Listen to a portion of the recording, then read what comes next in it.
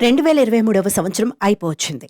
ఈ డిసెంబర్ మాసం సినిమా అభిమానులకు ఎంతగానో ఉత్సాహాన్నిచ్చింది. Blockbuster movies Animal, Dunki, Salaar వంటి భారీ బడ్జెట్ చిత్రాలు పాన్ ఇండియా స్థాయిలో విడుదలైన సంగతి తెలిసిందే. ఇప్పుడు అందరి కళ్ళు Nandamuri Kalyan Ram spy thriller devil పైనే ఉన్నాయి. ఈ సంవత్సరం ఎంతో ఆసక్తిగా ఎదురుచూసిన సినిమాలు బాక్సాఫీసు వద్ద సంచలనం సృష్టించాయి. ఈ నేపథ్యంలో డెవిల్ మూవీ ఆసక్తికరంగా మారింది. గత సంవత్సరం బింబిసారా లాంటి ఫ్యాంటసీ సినిమాతో బ్లాక్ బస్టర్ సాధించిన కళ్యాణ్ రామ్ డిసెంబర్ 29న డెవిల్తో 2023వ సంవత్సరాన్ని ఘనంగా ముగించాలనుకుంటున్నాడు. ఇప్పటికే విడుదలైన పాటలు, టీజర్, ట్రైలర్ అద్భుతమైన స్పందన పొందాయి. ట్రైలర్ 12 మిలియన్ల వీక్షణలను దాటేసింది.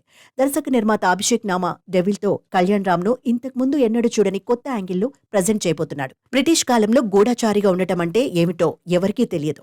డెవిల్ సినిమాతో ఇలాంటి సరికొత్త ఆలోచన వెలుగులోకి వచ్చిందని చెప్పుకోవాలి. ఈ సినిమా సెన్సార్ ప్రక్రియను పూర్తి చేసి యూఏ సర్టిఫికేట్ పొందింది.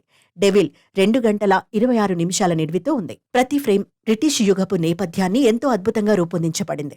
నిర్మాత అభిషేక్ నామా డెవిల్ నిర్మాణానికి బడ్జెట్ విషయంలో ఎలాంటి రాజీ పడలేదని స్పష్టంగా తెలుస్తోంది.